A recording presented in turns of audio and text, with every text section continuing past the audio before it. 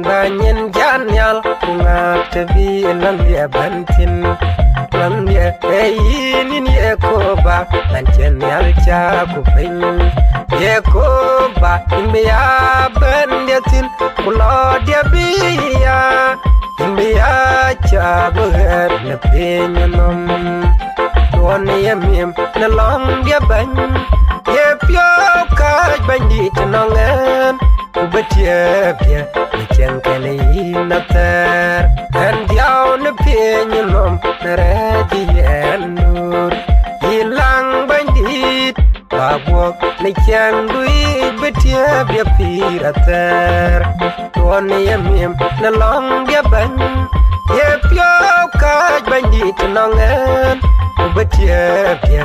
chen kale inater ya pyo yin ye ko ba no wel pia ko bandit Pawel kudet Pakalwel bandi dadon pinyanom Ichen gaga kenongan Tuan yamim nalong dia bany